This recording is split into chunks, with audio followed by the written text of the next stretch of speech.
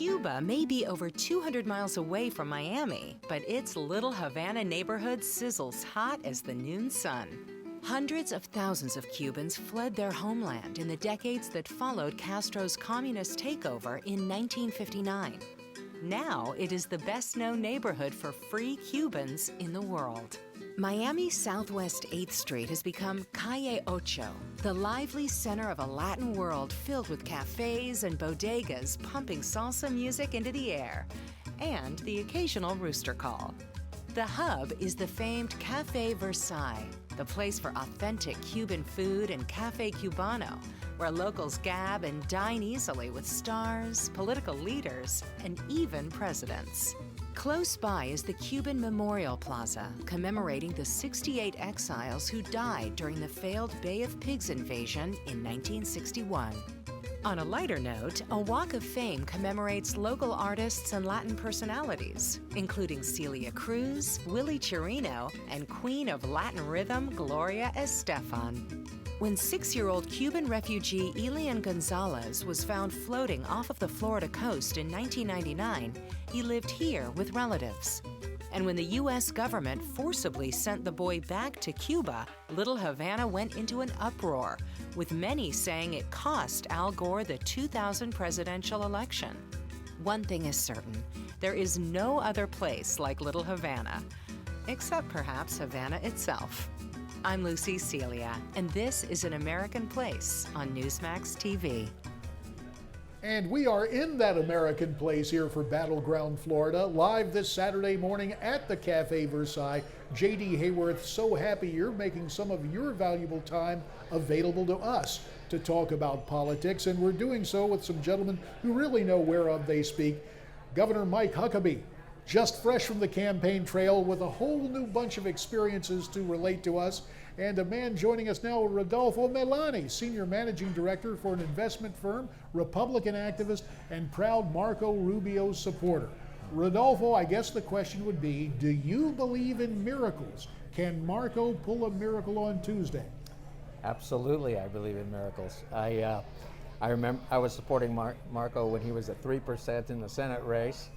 And he was an overwhelming underdog in that race. He came back to defeat Charlie Crist, and not only defeat him, but drive him out of the Republican Party. So yes, I think we have a good organization on the ground. I think the momentum after the debate the other night is going our way. Some of the recent polls show the race tightening, and I think it's all about turnout on Tuesday. Turnout always the key. Make sure your voters show up in greater numbers than the other guys, and you do pretty well. I'm interested, Mike, in your perception when we see Senator Rubio, so telegenic, I'll call it, very, very quick with a quip, very good in the debate format. Why hasn't it come together for him? This is a tough year, and I think that one of the reasons that he's struggling, as many of us are, is to find footing with the voters who want someone to promise that they will disrupt the entire political establishment and system. I also think that it has hurt Marco that he's been a first-term senator. We've had a first-term, one-term senator with very little legislative achievement under his belt, and I think that that has been a detriment. Now, the fact that he and Ted Cruz, both of whom are in that position, have continued to stay on their feet when a lot of us, Jeb Bush, who's a good friend of mine and has been for a long time, Marco, who's been a good friend, as I told you earlier, that first time I was ever in this restaurant was with him. But I think that that's been part of the challenge. And there's no doubt but that his participation in the Gang of Eight bill early in his Senate career has lingered as a stain on him. And for a lot of people in the party, they cannot get past that. And indeed, I was at CPAC and questioned by the press several years ago saying those who aspire to positions of leadership in our party should think long and hard about getting involved in amnesty.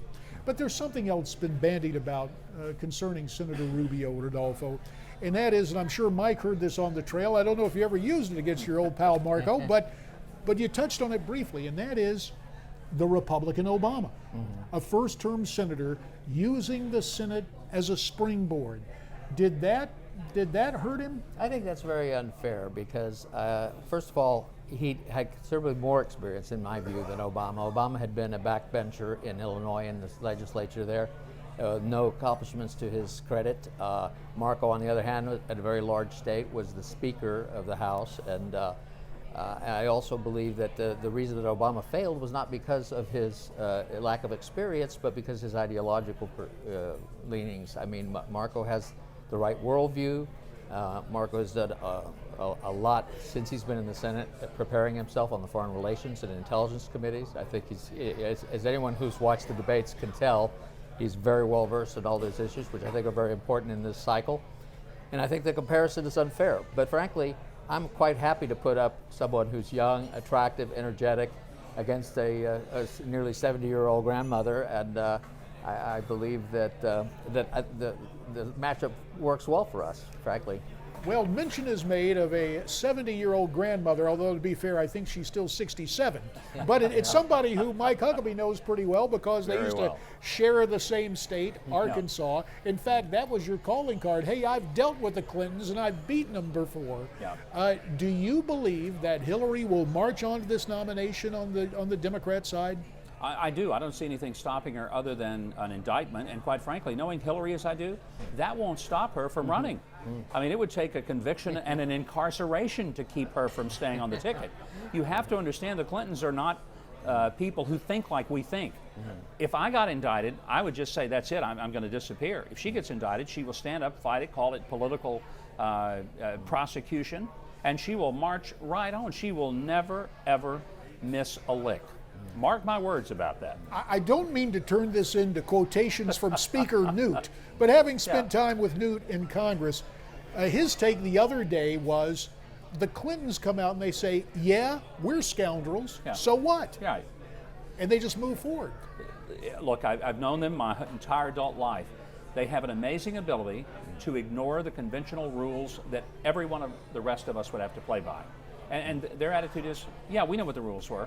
No, we didn't follow them. What are you going to do about it? Here we go.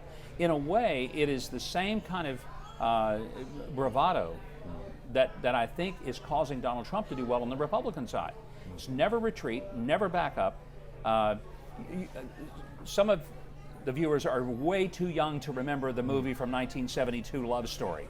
But for those of us who are old enough, you'll remember the signature line, love is never having to say you're sorry. For Clintons, politics is never having to say you're sorry. And they never have, and they never will. I think the sad thing about this election cycle is that the stars were really aligned for us to have a very good year this year. First of all, it's very difficult to win 3 consecutive elections for a party. Secondly, we got a 73% wrong track number. The economy has been is stuck in very low growth mode for a while. She's not a very personable or attractive candidate. I think there's a high level of distrust. The only way we could blow this cycle is if we nominate someone who has more unfavorables and is less popular, less likable than she is. And it seems to me that we're heading that way right now, and I don't really understand why we. But Rodolfo, if I could play the devil's advocate, or perhaps the Donald advocate here at the table for just a second, elections don't occur in a vacuum. If the polls hold up and Trump wins Florida, winner take all, and marches on to the nomination, are you going to vote for Trump? I'm going to have a very difficult time. I'm going to have to do a lot of serious soul searching and reflecting because my principles are really actually more important to me than my party.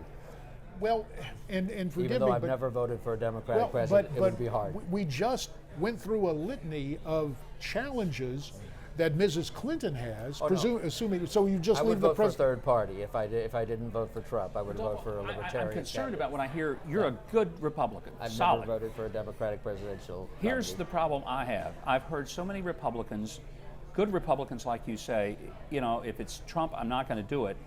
But all of us who ran were asked to sign a loyalty oath to the party where we had to commit that we will support the nominee. I'm happy to do that because I look at it this way.